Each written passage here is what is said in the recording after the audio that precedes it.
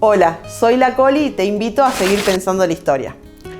Hoy traigo un tema que a mí me parece súper interesante y para empezar voy a recurrir a su memoria.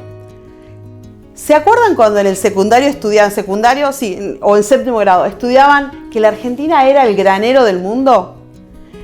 Yo suelo encontrarme con estudiantes que ya pasaron la secundaria, que ya pasaron la primaria y suelen traer con este recuerdo hasta con cierto orgullo. La Argentina era el granero del mundo. Pues no, les quiero contar que no, que la Argentina no era el granero del mundo. Una partecita de la Argentina era el primer productor de granos y el segundo productor de carnes en el mundo, pero no era el granero del mundo, porque fuera de esa partecita de la Argentina que tenía que ver con Buenos Aires, La Pampa y parte del litoral, había todo un sector de nuestra bendita patria que no tenía nada que ver con ese periodo de bonanza y que por el contrario eran provincias pobres y excluidas de un país pobre y excluido, ¿no?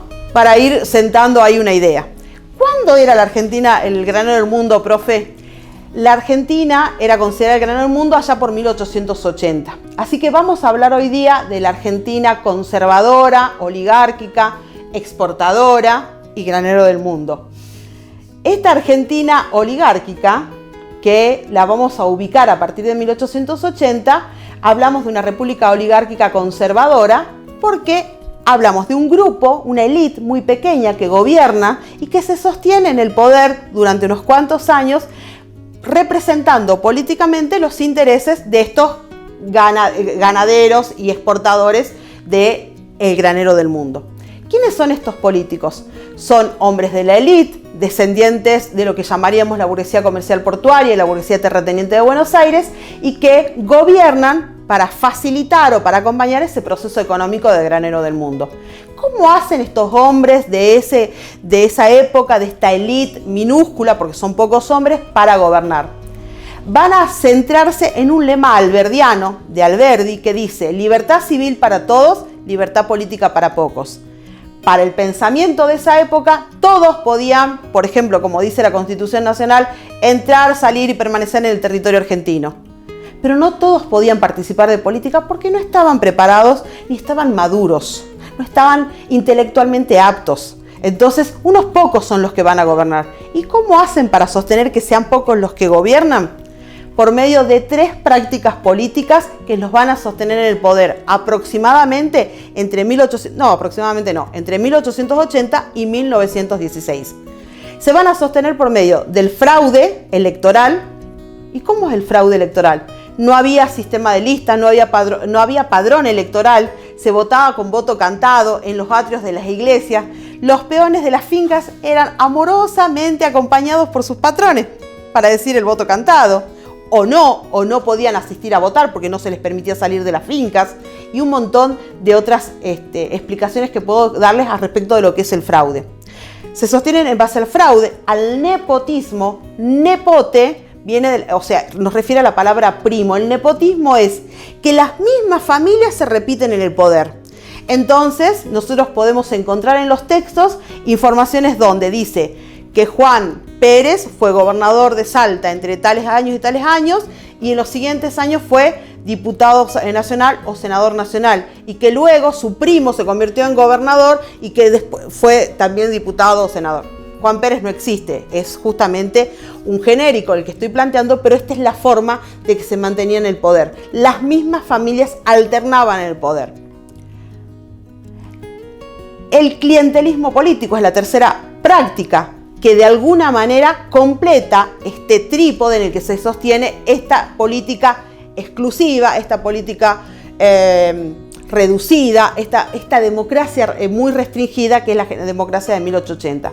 ¿Qué es el clientelismo político? Es lo que hoy nosotros llamamos estas especies de corporaciones o grupos que se asocian por intereses a determinados grupos políticos y que tienen un caudillo o que tienen un puntero y un grupo de gente que está dispuesta a hacer determinados tipos de tareas o favores a quien va a ser el candidato. Entonces, por medio del nepotismo, el clientelismo y el fraude, esta generación, que después se va a conocer como la generación del 80, se mantiene en el poder, ¿no? Excluyendo a todos los otros sectores. Los sectores más excluidos y de hecho que van a ser pretendidamente exterminados son los sectores más pobres de la sociedad, fundamentalmente algunos descendientes de aborígenes que todavía quedaban en este territorio y que claramente eran directamente mala palabra para estos gobernantes. Por el otro lado, también son excluidos los sectores que no pertenecen a la élite, que pueden ser descendientes de españoles, pueden ser descendientes de mestizos y que se van a ir completando y que se van a ir mezclando también con la llegada de los inmigrantes. Hay todo un sector muy grande de lo que va a ser la sociedad de esa época que está excluida de la política y que va a empezar a conformar una mezcla, un conglomerado, dicen los autores, de lo que va a ser criollo inmigratorio y que lo que va a ser a mediano plazo el inicio de la clase media argentina. Entonces son muy poquitos los que gobiernan, estas familias se mantienen en el poder y hay un único partido que es el Partido Autonomista Nacional. Ese partido va a gobernar durante todos estos periodos, durante todo este periodo, desde 1880 a 1916, sostenido por estas prácticas de fraude, clientelismo y nepotismo.